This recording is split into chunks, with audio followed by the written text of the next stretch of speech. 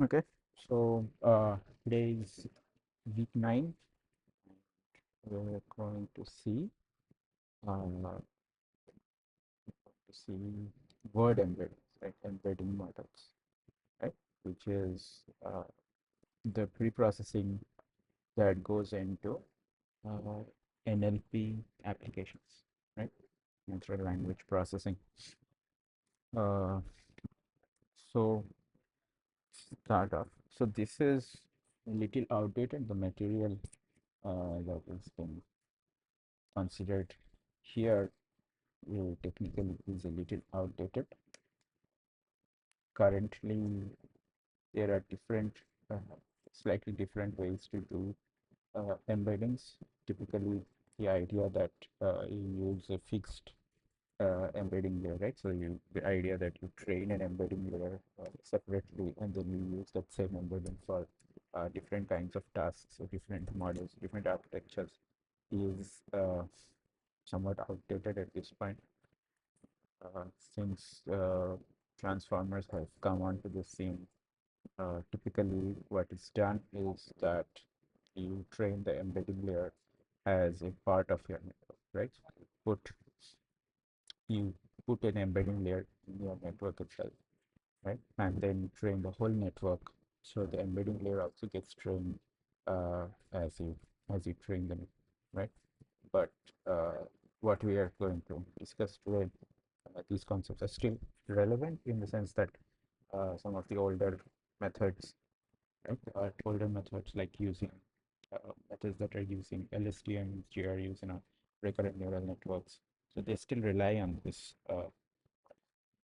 pre-trained embeddings, right? Where you take the embedding model and then you train just the recurrent neural network part uh, without thinking too much about uh, how words are to be encoded, right?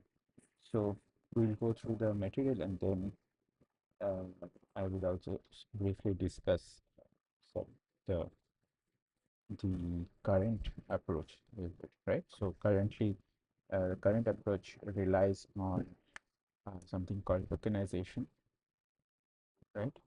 Which is the process of splitting text into separate tokens, uh, and those tokens are not necessarily always words, right? So the standard tokenization algorithm is called byte-pair encoding, which tries to figure out like um, subwords essentially, and tries to split your text into those subwords, right? And there are advantages of doing something like that. Uh, and yeah, and there are disadvantages also, right?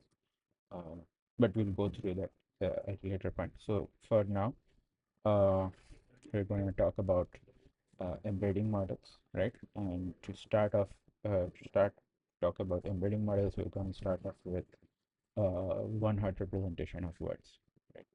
Which is the first layer, the initial layer of word representation, because of course words are text, and your neural networks are not text-based. Neural networks are numerical uh, numerical machines, right? So you need a numerical representation of the text that you're trying to process, right? So that's where first, as a first layer, you get one-hot representation of words, which is nothing but just you have an ordered vocabulary of all the words that you are considering, and you place a one for the position of the word of any given word, right? So if you consider a vocabulary containing multiple unique words, then to use them in deep learning, there must be a vector-based representation, right? There's a numerical representation. Uh, the first stage of numerical representation is, of course, nothing but one hot vector representation, which yeah, so which looks something like this, right? So if you have a vocabulary like this, and then you order them in the lexicographic order, Then if you want to represent the word he, for example, right? Where the word he is part of the vocabulary, you will get something like this, right? You'll get 0, 0, 0, 1. Because if you consider all the words inside here, the words that are going to appear before he are ant, uh, cat, and dog, right? So ant, cat, dog, and then you'll get he, then you'll get human. No, wait, this is not right actually, because for is also there, right? So this is not he, but rather for, right? So you get ant, cat, dog, for, and then I believe you'll get he, then you get human, uh, then you'll get, I think, machine, right? She, no, machine, then are run, then she, then the, then is, right? So this is how the one hot encoding will look like, right? So yeah, so this is one hot encoding, right? Obviously, you get a numerical representation of the words, but this is not particularly useful. In fact, this is, like I said, only the initial uh, representation that is actually used to then train word embeddings, right? And then we'll see some reasons as to why this is so. So first of all, what are the problems with one hot representation of words, right? So we're diving straight into the topic. Uh, Question is, what are the problems that you get associated with this, and have a bunch of options over here. And yeah, so let's try to figure out, right?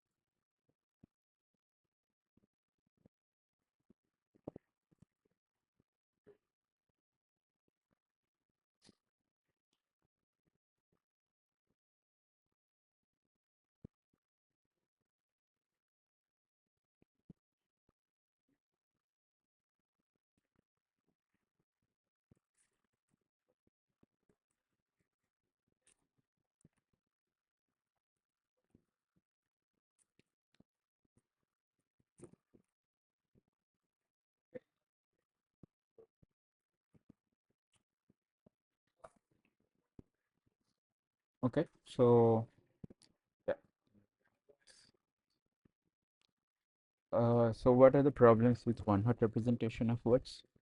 In fact, all of these things that are mentioned here have problems with one-hot representation of words, right? Because all of them are true, right? So vocabulary tends to be very large. Vocabulary typically refers to the number of words that you're going to encounter in any use case, right? And that the number of words is going to be huge, right? There are hundreds of thousands of words that can appear.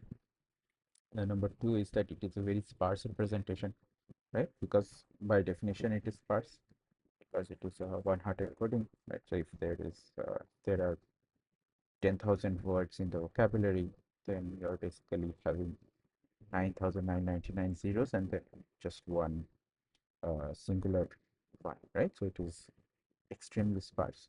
The third is that it does not capture similarity, right? So it does not capture the similar meanings of different words because everything is one hot encoded. They tend to be uh, identically separated out, irrespective of whether they are kind of similar or not, right? And we will see in more details what it means to not capture similarity as well, right? So yeah, the answer is D. Uh,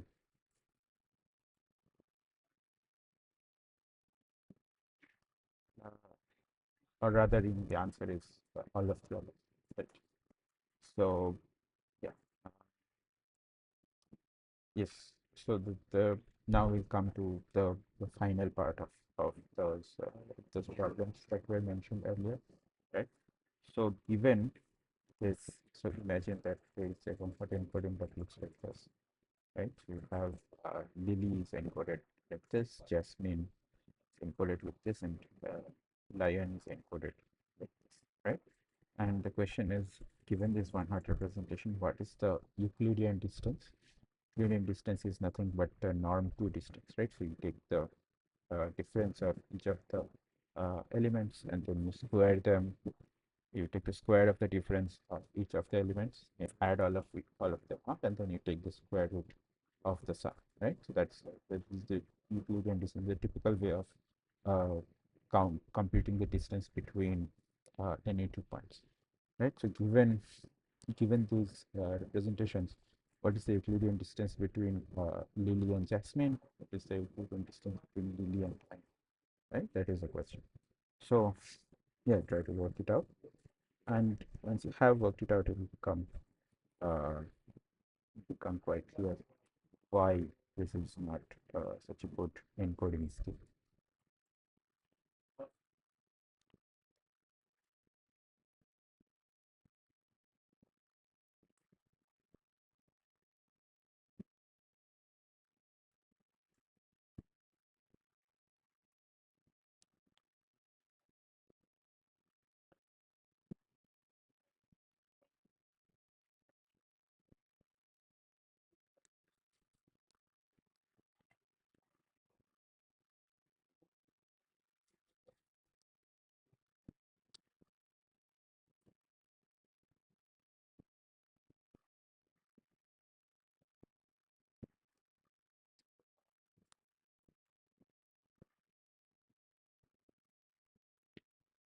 Okay, so yeah, option D is the correct option, right? Because you can just compute it, right? So you compute Lily and Jasmine, you get 1 square here, you get 1 square here, total is 2, and then you say square root, you get square root of 2, and the same for uh, Lily and Lion as well, get 1 square and 1 square, and taking the square root, you get square root of 2, right? So you get the same distance, and this is exactly what we are talking about when we say that this one-hot encoding does not capture similarity of words, right? Because you know Lily and Jasmine are names of flowers, right? So in a if you think about it, so in qualitative sense, right? If you're trying to imagine a encoding that somehow maps the meaning of these words, then uh, what you would expect is that Lily and Jasmine should have like similar uh, similar values in the encoding, right? But it doesn't because it's a one-hot encoding, and one-hot encoding doesn't really capture the similarities, right? So yeah, so the other way to look at similarity is something called as the cosine similarity, which is nothing but uh, the dot product of two vectors divided by the product of the length of the vector, right? And you can apply cosine similarity as well, and you'll see something. You'll see basically the same result coming.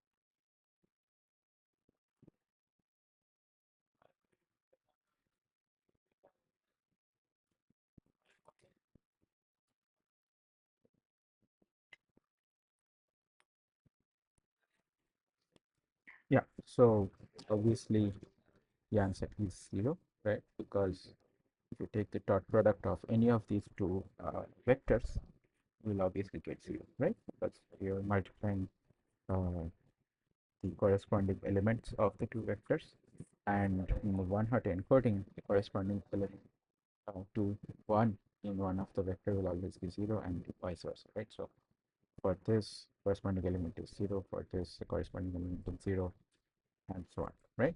So it will always give you a zero value for when you take the cosine similarity, because the dot product of these two vectors is always zero, right? And this is also another way in which you can say that uh, this type of encoding, the one-hot encoding, does not map the meanings of the words, right? Because you intuitively want words that have similar meanings to have uh, like lower cosine similarity, or right, or higher cosine similarity, and words that have very dissimilar meanings to have lower cosine similarity, right? But for one-hot encoding, everything is uniformly zero all over, right? So yeah, like I said, this is how you compute cosine similarity. And okay, so interesting point here is that this is a very important. This turns out to be a very important metric, right? Or rather, a very important computation because uh, because particularly of two things, right? The one thing is that cosine similarity is computed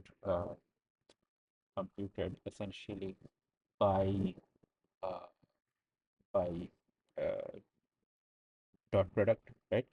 And dot product is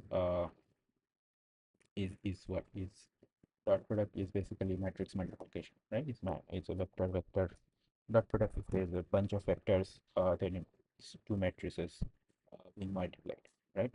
So that's cosine similarity. Of course, the uh, the important thing is that they have to be normalized, but the normalization layer can be computed, can be done separately, right?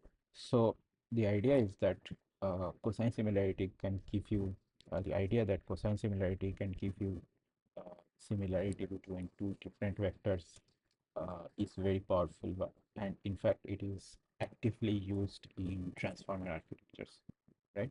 Because when you look at the transformer equations, you find that uh, they compute the key value uh, key covariant value vectors from each of the embeddings, right? And then you take essentially a cosine similarity between the key and the query, right? So you are basically checking whether the query corresponding to one particular uh, word or token is similar to the key corresponding to another token, right? And if they are similar, you get a high value. If they are dissimilar, you get a low value, right? And then what you do is that you create the matrix of that, and then you normalize all of those cosine similarity values by using softmax, essentially, right? So yeah, so uh, you have a question? Yeah, you can ask.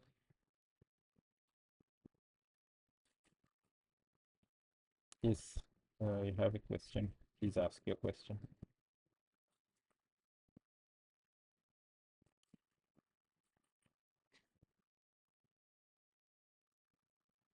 Yeah. Uh, Okay, so I was just briefly kind of going through the transformer architecture stuff, which I don't know if if it is actively covered in the course, but maybe I'll introduce it at a later point, right?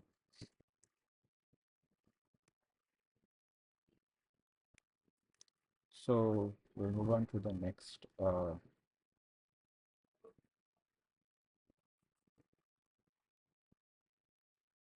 question. Uh,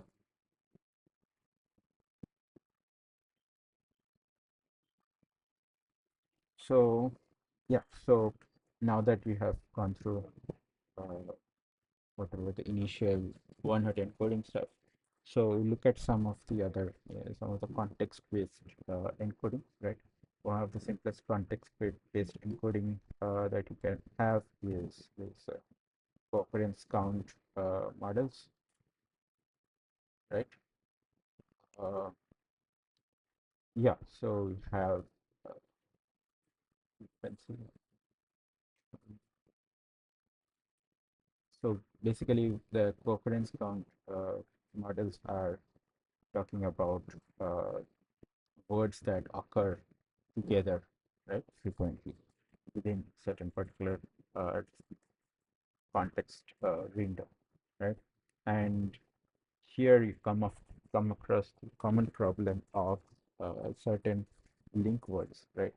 Grammatical connection words that are very frequent, right? So the for, of, etc.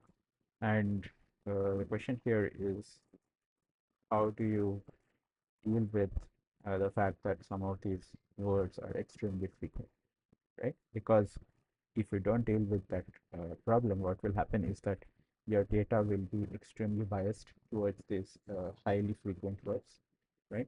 And that will mess up whatever downstream task you're trying to do, because uh, because while these words are very frequent, they do not have much importance in meaning, right? So they do not have like unique meanings that have unique like meanings that very strongly represent something being said in a sentence, right? These are just grammatical link words. So yeah, the question is, how do we deal with it? And options are given here, right? Uh, should be pretty straightforward to figure out if you know what PMI stands for, right? Metric, how it is computed. Uh,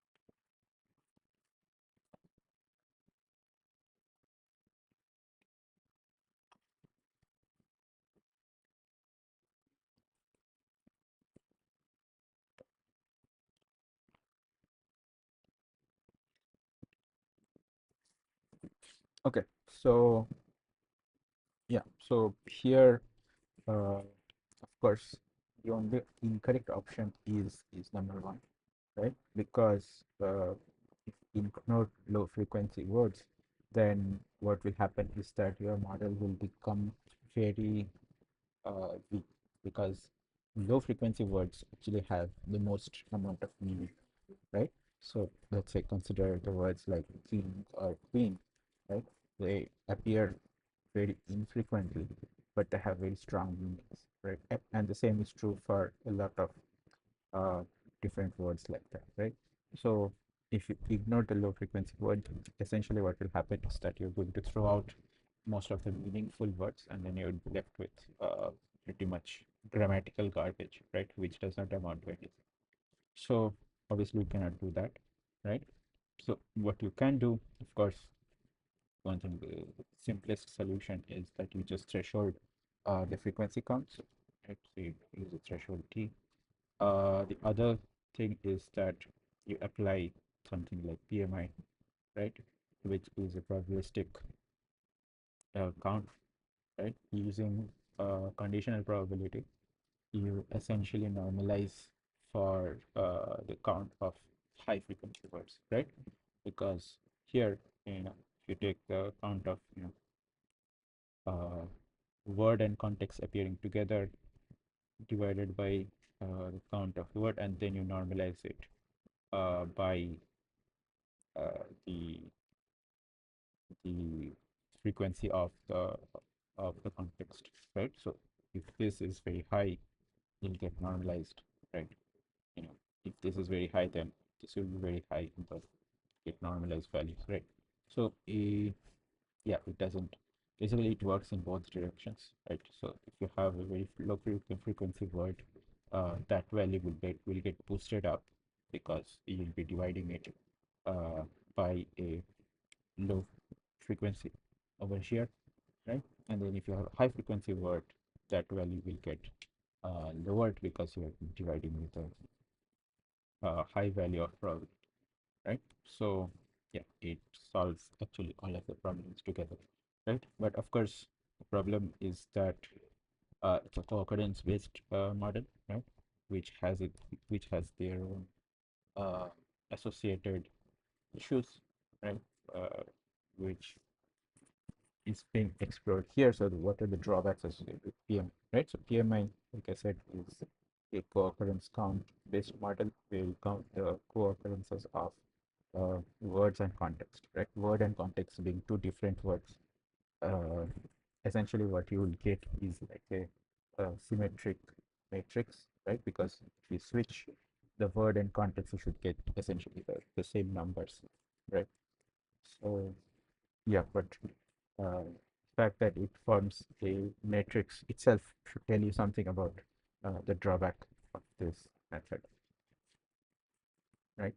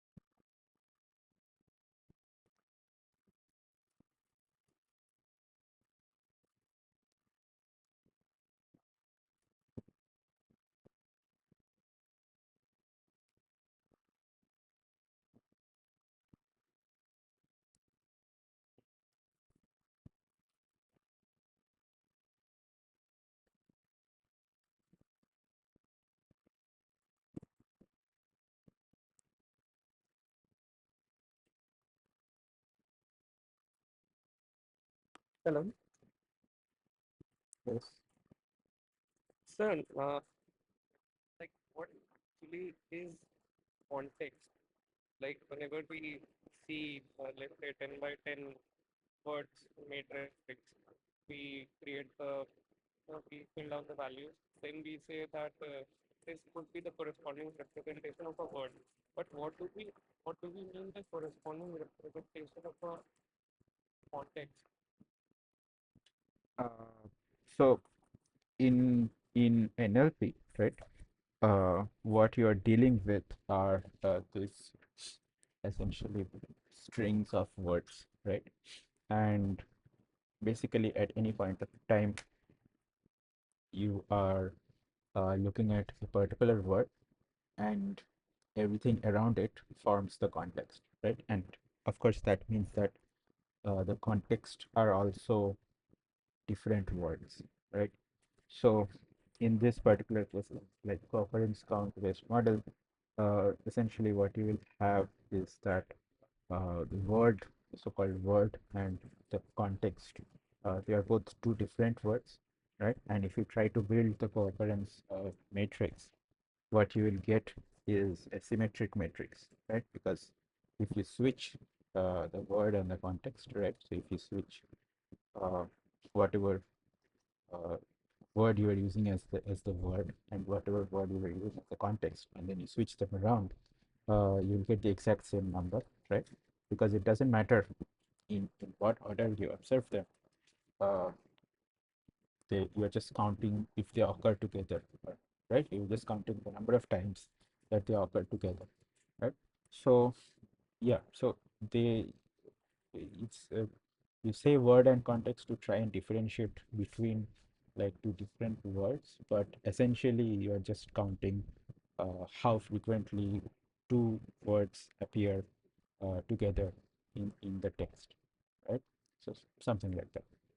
So it it only makes I mean the fact that you call it context, it only has some meaning as long as you are trying to train these embedding models or you're trying to make some representation. Once the representation has been made, there is no longer any word or context, right? So there is just a representation of any given particular word.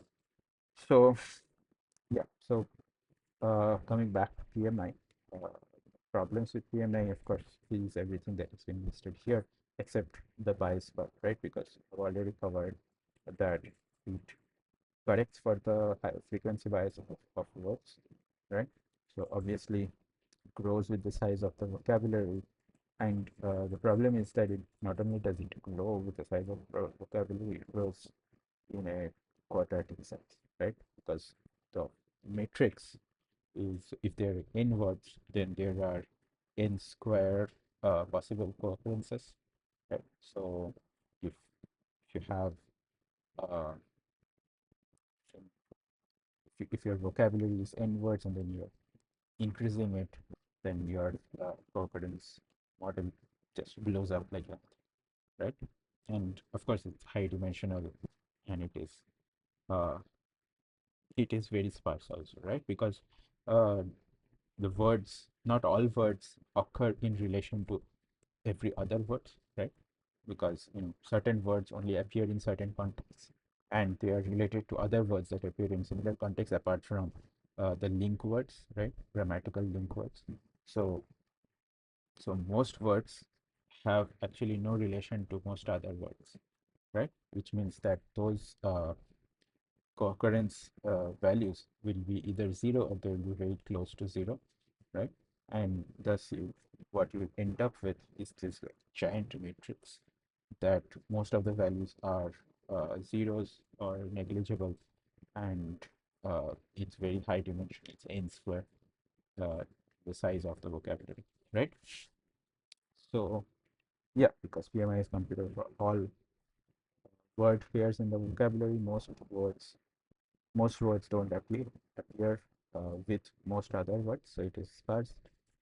Because it is computed with all pairs, it grows as n square, right? So all of these problems bring it down, right? So now that we have introduced these methods, uh, like other methods, right? One-part encoding, confidence count, and all.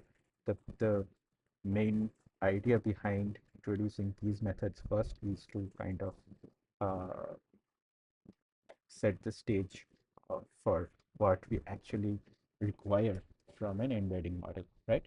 So certain things that we require are, number one, we require that uh, semantic relationships of the words should be represented by the embedding model, right? Because if two words have similar meanings, they should have a similar embedding values, right? Which is obviously something that is failed by the one-hot representation. The other thing is that ideally we want our embedding model to be small and dense, right? Because there are huge number of words that are available, right? And most of the basic representations are going to be very sparse, which means that there are a lot of neuron values that need to be encoded, most of which will become zero, right? Which is of course not something very useful. Instead, we should have a small vector, okay, that is very dense, right? So it always has non-zero values for everything, but uh, also you want it to uh, maintain the semantic relationship between words. And we saw one way to take care of semantic relationship, which is these coherence-based methods, right? And in fact, that is what is going to be used in embeddings training, right? The other thing that will be used is first the one-hot representation of words, because that generates a numerical representation that only grows as n, right? It grows as the size of the vocabulary rather than n squared. So yeah, so that in mind, what will come now to is uh, so-called prediction-based models, right? And so this is an older paradigm, right? Where the idea was that uh, you train you train word embeddings on huge corpuses of text, right? And basically, you only train the embedding model, right? So you train an embedding model, uh, and then you kind of share that embedding model out, right? And there were some very famous embedding models that were almost universally used, right? I think one of the famous ones is word2vec, right? Which basically you give it a word input and it gives you a vector representation, right? And I mean, that's just one of them. There are many other, uh, there were many other embedding models as well. And typically that was very useful because nobody really wanted to train the embedding layer uh, on their own, right? So you just use the trained embeddings and fed that embedding into a recurrent neural network for the natural language processing tasks, right? So the but here we are talking about the training of the embeddings, and basically what is being done. Basically, there are two two kind of ways to do it. They are both very similar, right? It's just a difference in the convention, right? Conventions. So what you do is that typically you use this sliding window approach, right? And the two methods are called continuous back of words and skipgram. Skipgram and continuous back of words. And the objective is to predict either the context from a given input word or to predict the word given the context, right? So if you consider a sliding window of size 3, which is basically kind of the minimum size sliding window that you would consider, right? Then the middle word is considered as the word, so-called, right? The word, and the other two that surround it is the are the context, right? So yeah, so in the sliding window, obviously, as you move it, you have the word, right? So for this first sliding window, the word is fox, and the context is brown and jumps. And we then move it by one word to the right, and the word now becomes jumps, and the context becomes fox and over, right? So yeah, like I said, you either uh, give these context and try to predict the word, or you give the word and try to predict the context. But if you zoom out of it, essentially both are very, very similar, right? Essentially, what you're going to do is that you're going to generate a one-hot encoding of these words, right? And then given some word, which can be either the context word or the main central word, given the one-hot encoding of that uh, word, you're trying to predict the one-hot encodings of the other, right? So of the converse thing, right? Complementary half of it, right? So you given if you're giving the central word as the input, you're trying to predict uh, one-hot encodings of uh, uh, the context words, right? You're trying to put ones in the places where uh, the context words will have ones, or the other thing is that you're giving ones in the places where have the the context words, and we're trying to predict the one in the place where you have the main central word, right? So, yeah, like I said, this is this is the setup, the architecture, right? And typically, it is a very simple architecture, right? So you don't typically do anything complicated when you're trying to do embeddings model. And the reason behind why you don't do it is also uh, very intuitive. Essentially, what you want is that you don't want to do a matrix multiplication over here, right? So ideally, what you want to do is that given an one hot input vector, right? You just look at the index which has the one, and you have to send out a output vector that is corresponding to that index, right? And this is possible if you use just a simple like uh, matrix, weight matrix, because essentially what will happen if you multiply this input vector with the weight matrix is that you will get a particular row of the weight matrix out, right? So you store that weight matrix in your memory, and then whenever you get a 100 encoding of a word, or you get like this is the word, uh, this is a word for which I want, and then you have a mapping that goes from the word to the index that you want, right? And then you look up that particular index in your embedding uh, weight matrix, and you just output that index, right? Now that the vector of that index. So this is how these methods work. Uh, so yeah, so you have input vector, you have hidden layer, you have output, and the way. So what we are showing here is the way that these models are trained, right? So you just have this one hidden layer kind of setup, right? So you have the output class softmax classifier, probability that nearby position, yeah, and then because it's kind of input hidden layer parameter each word, yeah. So which is one row of the weight matrix, these vectors.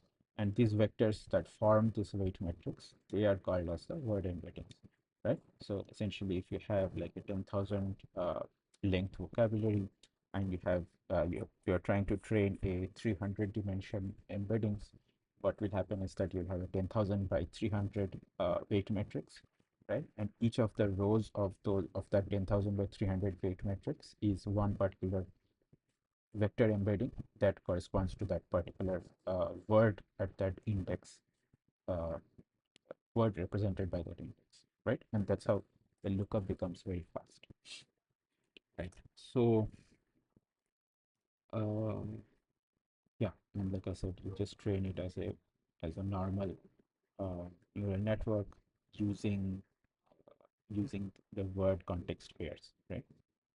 So, yeah, so here, so this question is simply testing whether you know what these models like do uh, in specifics, right?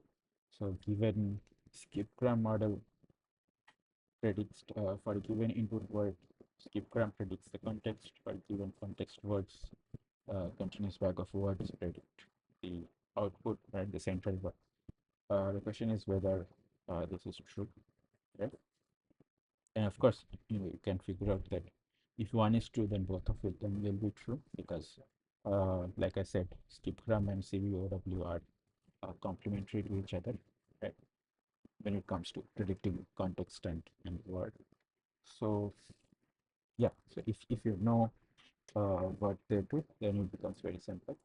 And I mean, there's nothing to work out here. Really. It's just a question of whether you know it or not, right?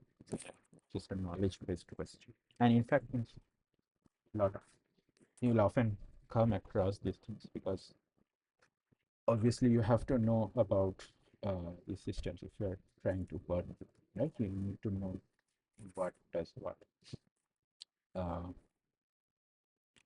yeah. So in this case, both are true, right? So this is in you can think of it. You can take this as like the way you learn this. If you don't know, so basically, skipgram model predicts the context word. So you give the input, give the central word input to the model, and it predicts the words that appear around it and continuous back of words. In continuous back of words, you give the words that appear around the central word as the input to the model, and you try to predict uh, the central word by the network, right? And there is nothing much detail to understand. It's just a matter of knowing which is which, right? So here we have finally. So here is something that finally does kind of matter. I mean, you think about it later. So hierarchical softmax is something that was developed at some point, right? So hierarchical softmax is often used to replace softmax in training the word embeddings, right? So but when you are training the word embeddings, you have to compute the softmax of uh, this thing over here, right? This is pretty huge. So whatever the size of the vocabulary, right? So question is, what are the advantages of using hierarchical softmax instead of simple fully connected layer plus softmax, right? And for some options here, I have already given a hint as to what it could be. Yeah. So it should be easy to figure it.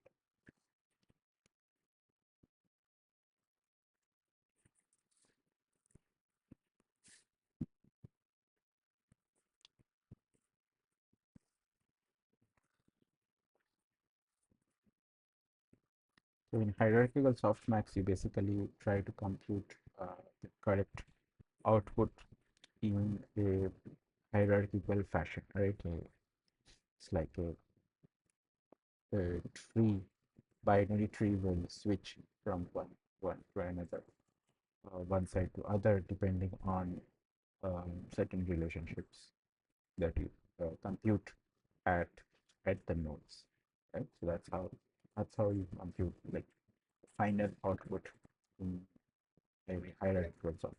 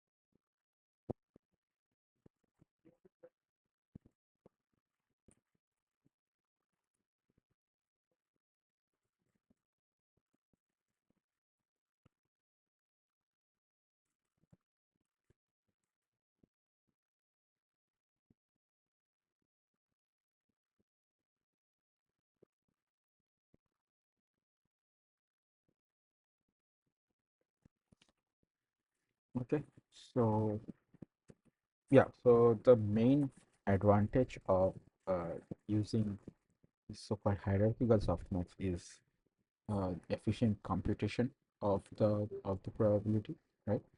You remember softmax, uh, you basically have to do this fully connected layer, right? Which is 10,000 by, let's say if you're using 300 dimension embeddings, right? So it's a 10,000 by 300 matrix that you have to multiply with a 300 size vector, right?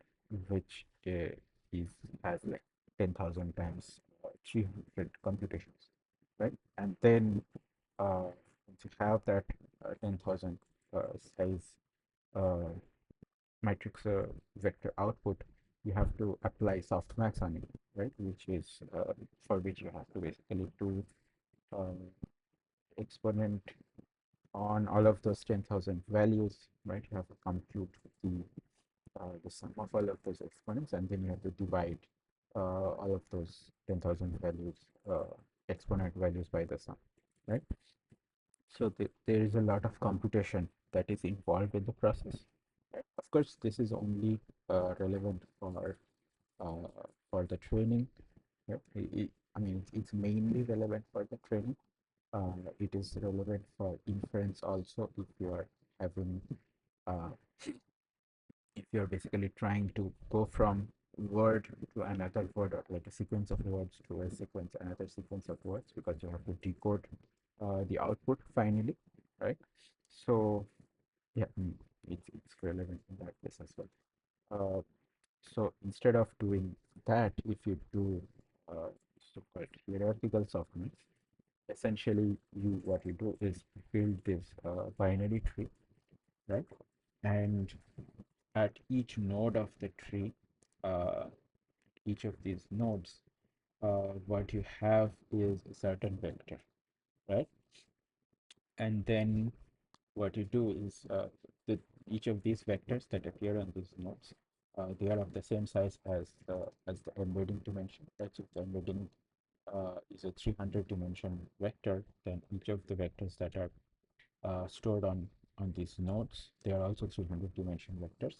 And essentially what you do is you perform cosine similarity between the incoming embedding vector and these vectors that rest over here, right? So you perform the sign similarity, and then what you do is based on and then you threshold the values, right?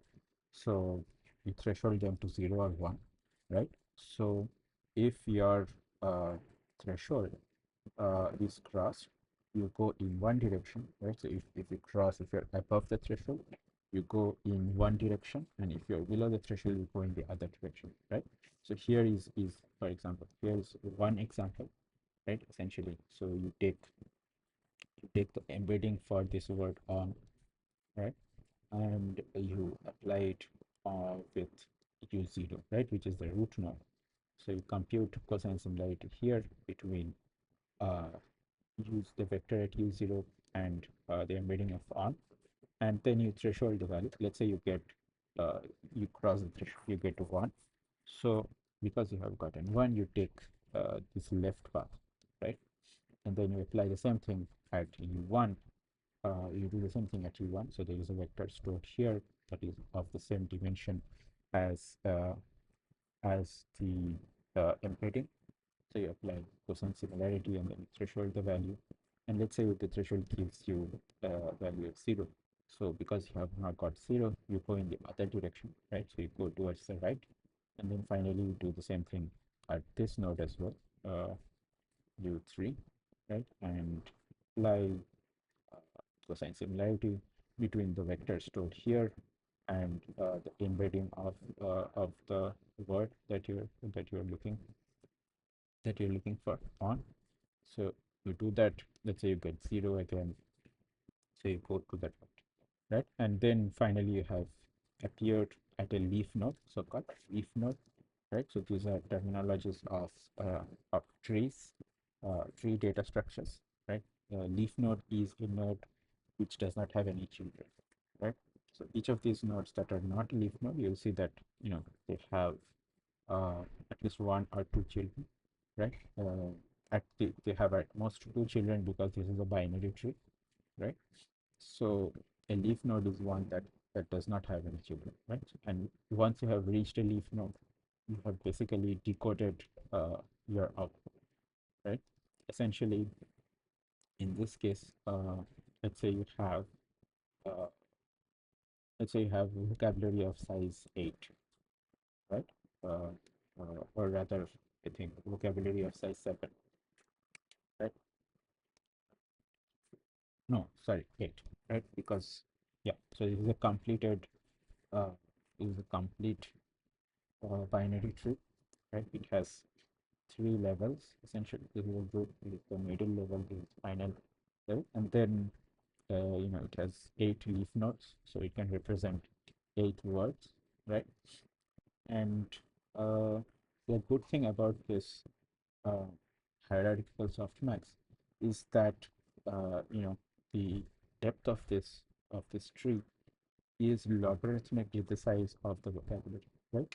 Because you have a vocabulary of size 8, you need like a tree with depth 3, right? 2 to the power 3 is 8, right? Obviously, uh, when we're talking about logarithmic, uh, when we're talking about logarithms uh, in the digital space, it is always with base 2 rather than any other base.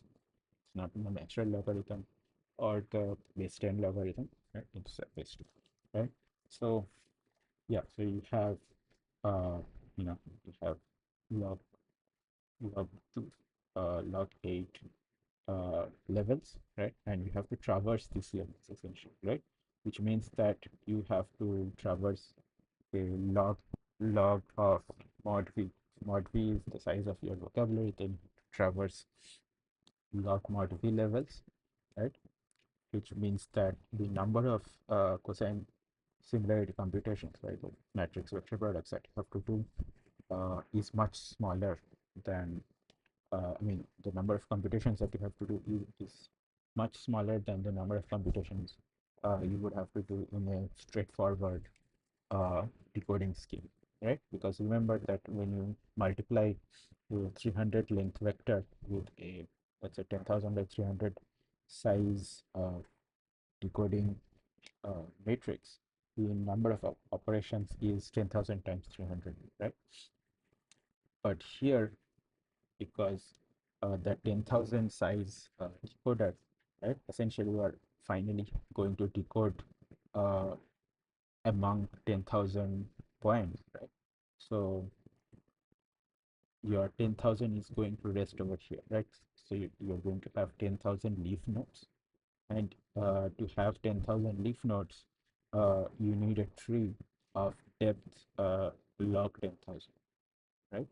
Which is very small actually, right? It's 4 times 10,000 is nothing but 10 to the power 4, right? So log of 10,000 is nothing but 4 times log 10, and log 10 is like is going to lie obviously in between uh, 3 and 4.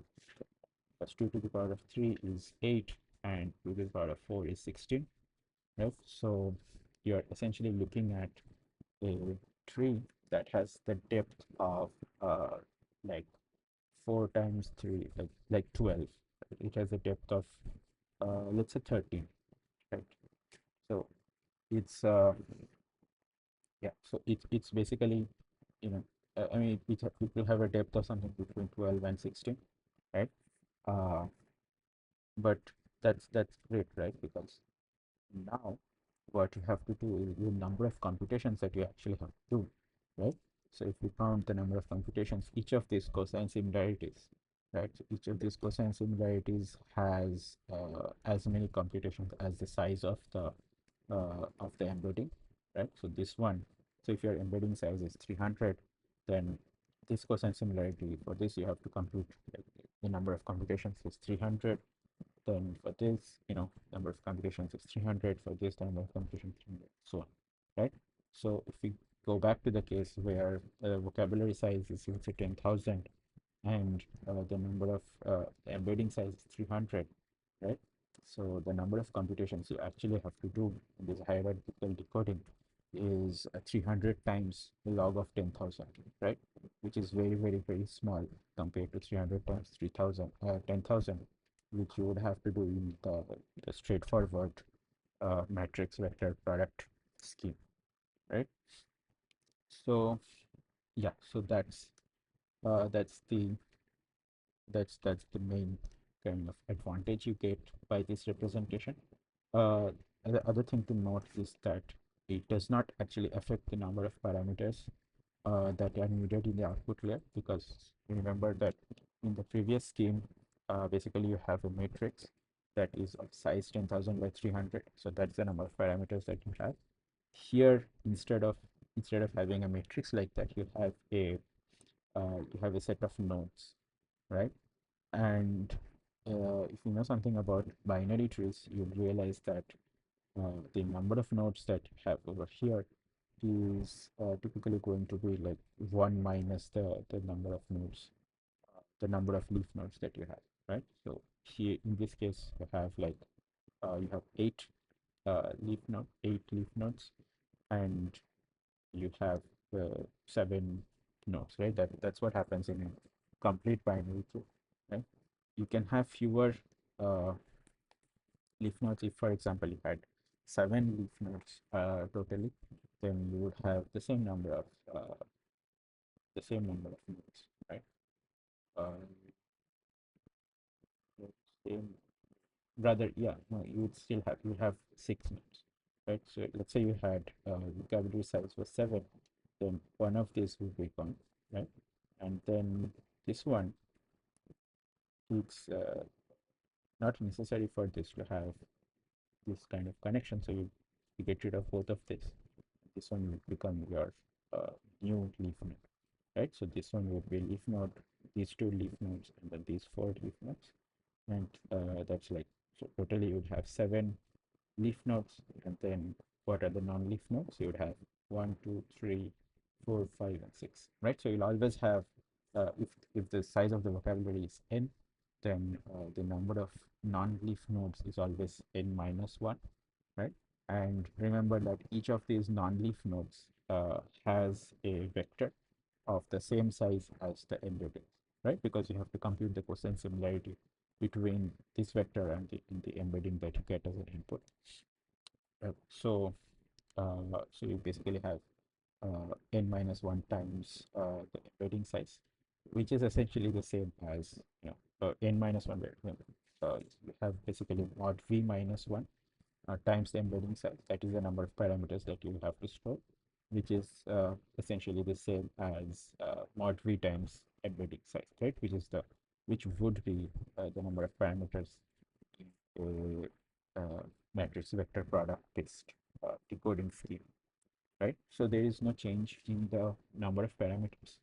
Rather, there is no significant change in the number of parameters, uh, but the computation becomes extremely efficient, right? Because going from linear to logarithmic time or logarithmic number of computations is a huge gain, right? So yeah, so that is one advantage. And the good thing about this is that because this is very specific to the decoding aspect of your network, right? This is something that is always going to be relevant, right? So even if you have changed the paradigm, which is what has happened recently, uh, even if you're no longer using these like pre-trained embeddings, uh, at the end of the day, you still have to decode whatever embeddings you get, right? So you have to decode the embeddings and some get the word out of it, and this is a very efficient way of doing it, right? So yeah, so that is hierarchical sortment. One other thing that I have not mentioned is that if you encode each of these directions as 1 or 0, right? So if we encode, for example, going towards the left as 1 and going towards the right as 0, right? Then if you follow the traversal of the encoding towards the leaf node, you can essentially generate a binary representation of this index, right? So for here for example, you get like 1 and then 0 and then 0, right? Then you land on this point, and this point can be represented as 100, right? Because it does follow. It is in fact like the fourth leaf node that you would get, right? Because remember 100 obviously in binary is 4, right? So this is 0, 1, 2, 3, right? It's a one encoded, I guess. Or rather, I think you count from this side, right? Because you're going towards the right is 0, so you go 0, 1, 2, 3, 4, right? So that's how you get 4, and then this will be 5, 6, and 7, right? Because obviously at the at the leftmost corner, you can reach here only if you are always getting 1, right? So you get 1 over here, you go here, and you get 1 over here, you go here, and then you get 1 over here, you go to this rightmost corner, and this one will obviously be represented then by 1, 1, 1, which is 7, right? So yeah, so this is 7 over here, this is 0 over here, and this node is 4, and you can get it based on the traversal to the binary tree, right? So yeah, so this is softmax, the hierarchical softmax. I think perhaps this is the most relevant part, most relevant in the present today part of this material. Uh, no, I mean this is also relevant, right? Which is talking about evaluation. And actually, I don't know. So, so in present day, basically what has happened is that the embedding training has been absorbed inside the larger network training. So we don't really deal with embeddings anymore, right? Embeddings are basically part of the model. But anyways, let's go through it. So semantic relatedness is a technique used to evaluate word representations. And so here you have so S is semantic relatedness that the human tester has given, right? So based on the subjective opinions of a person, he's trying to figure out the relationship between certain words, and he says these words should have high relationship, high connectedness. So certain other words should have low connectedness and so on, right? So given this, that the correlation of the semantic relatedness of a model A with respect to that of human is less than the correlation of a model B with respect to human. What can you say given this data, right? Right? Uh, is it a comparison of the two models against each other, or is it a comparison of the models against the human, right? The human tester.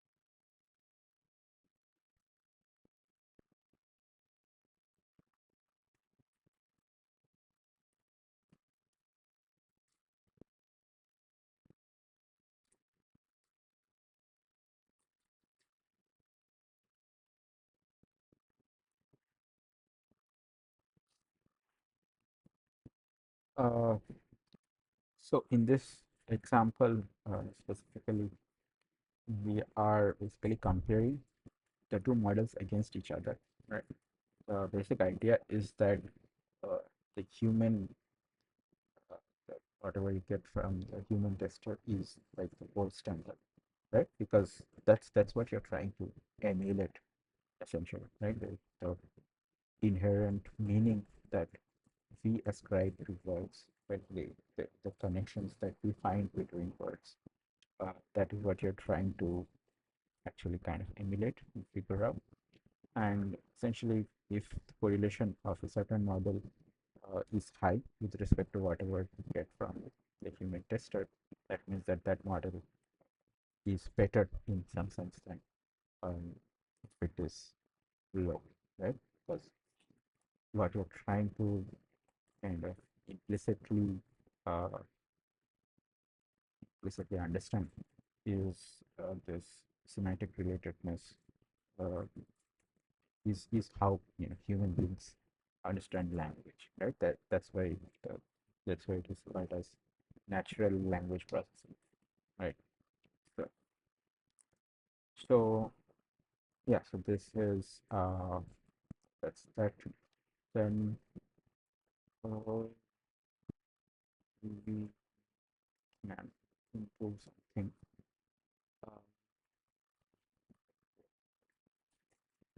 so the so one thing is that while this is kind of essential to understand how the NLP field has evolved up until this point. Uh, the concept of word embeddings, for example, right? The implicit ideas of word embeddings are still important, right? But the explicit training of word embeddings, like the separately uh, training the word embeddings, is uh, no longer a relevant prospect. So, of course, the reason why this used to be the case was because training word embeddings was a very uh, highly specific task, right? Uh, had it had its own challenges and it had its own kind of strategies, a lot of strategies that were developed specifically to deal with the task of training word embeddings, right? And it is a complicated process, complicated, very involved process. And normally, if you're doing an NLP thing, you don't want to deal with, you don't want to deal with the representation. You want to do something with the representation, right? So that was the thought. And essentially, what that boiled down came down to is that you had this pre-trained models of word embeddings, and you just use them. So you had an encoder and decoder. uh, the word embedding model would give you like an encoder and a decoder, and then you just use the encoder to encode your inputs, and then you use the decoder to decode your outputs, right? In between, what you do is your own original work. You just assume that you get some word embedding from outside, and then you use it for uh, in an LSTM network. Maybe you do like sentiment analysis or something like that, right? Sentimental analysis or translation, uh, things of that nature. And then, uh, but then at some point, the transformer architecture was introduced, and or originally it was introduced for language translation tasks because it had the ability to look at uh, everything inside the context, right? It had the ability to look at for forward and backward, in the forward and backward directions, past and future, essentially, right? And it would look at arbitrarily long distances within the context without having to flow through the individual time steps, right? So at that point, when transformers became more relevant, useful, this idea of not of training of using pre-trained embeddings kind of dropped off, So instead of using pre-trained embeddings, what happened is that the idea shifted that instead of using pre-trained embeddings, we are going to use reset uh, encoders and decoders, right? So the idea shifted from embeddings to tokenizers, right? And the most popular tokenizer that is currently in use is something called as byte pair encoding tokenizer, right? And we can get an idea of that very simply.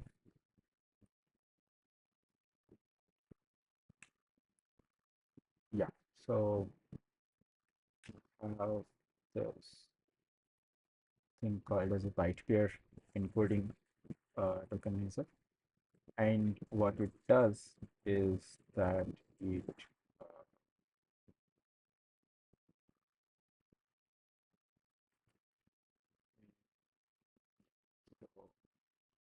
so you get this like several standard libraries. Uh, then you can get is so there is something called token, right? So it's a library that gives you access to this tokenizer, and byte pair encoding is something that was used in the training of GPT-2, right? Which is the 2-3 generations prior to the uh, current like OpenAI model, right? I believe currently it's a GPT 4 point something, right? It's a open question whether they're going to release GPT 5, but that's beside the point. Uh, but yeah, so GPT 2 was basically one of the earliest large scale uh, language models, the transformer based large language models, right? It was pretty large, but it's very, I mean, it was large for the time, but of course, it's nothing compared to the current size of the models. Uh, and they use something called as byte pair encoding, and this is very interesting because so in all of the previous discussions that we had been talking about, we had treated the vocabulary as a vocabulary of words, right? So you want to basically encode all possible words as unique indices, right? So you have like huge vocabulary of words, tens of thousands of them, and then you assign uh, unique, basically index points based on how you arrange those words, right? And the problem with that is that if you have a certain text that has that does not contain words, you have no way of encoding that, right? So you can have a random text that looks something like this, right? AKWIW space ER. And if you try to encode that using a typical vocabulary-based encoder, what will happen is that you will not get any, right? Or rather, you will get an error saying that this word does not exist. So it will be mapped to certain random values, right? And that can happen with like uh, mistakes, spelling mistakes, things of that nature. The good the kind of advantage of this byte-pair encoding is that it looks at a giant vocabulary corpus and it tries to figure out ways to split the words, and it builds up constantly, right? So the first layer, uh, in the first iteration, it will basically consider all of the characters separately, right? So A through Z, and then it looks at how frequently those characters appear together, right? So if there is a, and then it finds out the frequency of like 2-character words, and based on the frequency of the 2-character words, it generates a set of 2-character words, and then it generates set of 3-character words, and so on and so forth, right? So that's how byte pair encoding works. And the advantage of this is that uh, given any input, you can always break it down to some combination of whatever vocabulary you had generated, right? And that's exactly uh, how this form of encoding kind of becomes a universal encoding, right? So given a byte pair encoding scheme, uh, you can give it any input and it will basically figure out some way of uh, encoding that, right? Rather, I mean, it will just do it will only do like this basic one hot encoding level stuff, right? And then after that, what you do is you have to have like an encoding layer. So GPT-2 and onwards, right? Typically standard. Uh,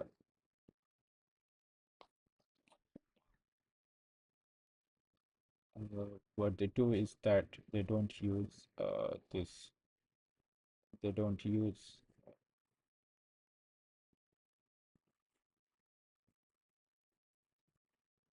They don't use the. Uh,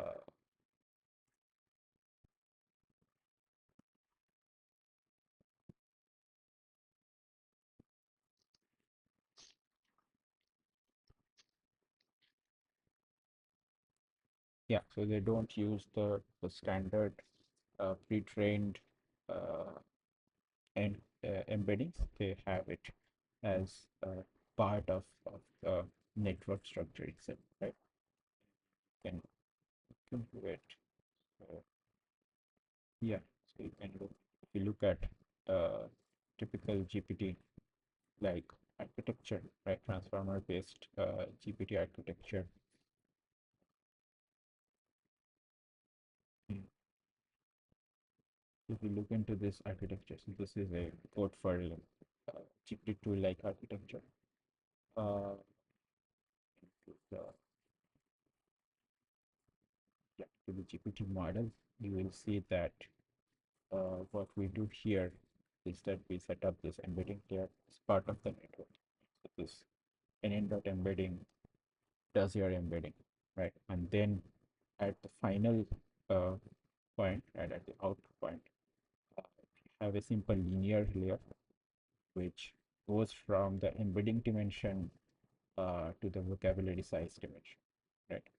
And in the GPT-2 lightware encoding scheme, the embedding dimension I think is like 1,000 something, 1,024 I guess, and the vocabulary size dimension is 52,000 something. Yeah, 50,000. Sorry, 50,000 to 57. So this is a byte pair encoding vocabulary size, and the good thing about this is that this vocabulary size can represent any input, right? So even if it finds some like unseen word, what it will try to do is that it will try to break down that unseen word into fragments that it has seen before, and it will encode based on those fragments, right? So yeah, so that's what you get with this, because the alternative is that you try to have a vocabulary that contains every word, and the problem with that is that you know the list of possible words is unimaginably large, right?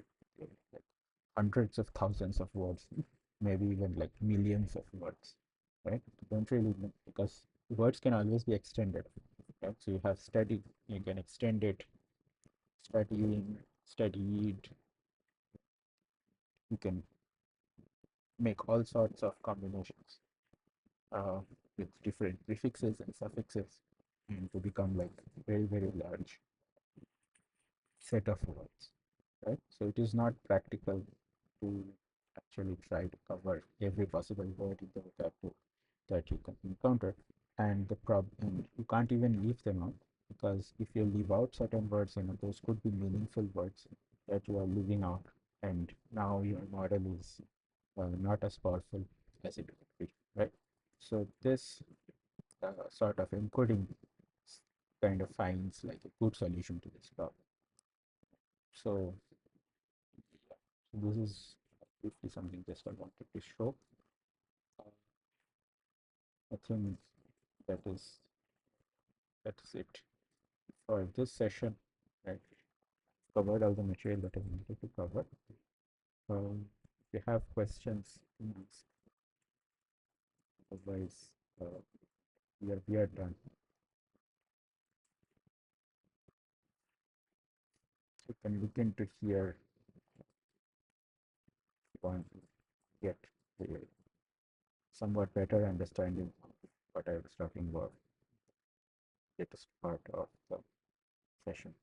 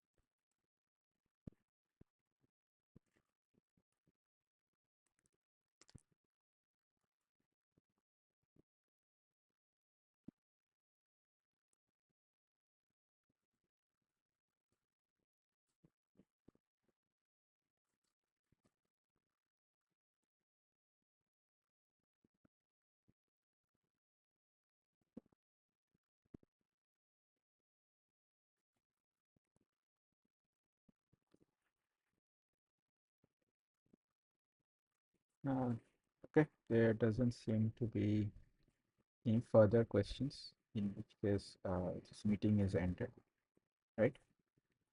Thank you for attending.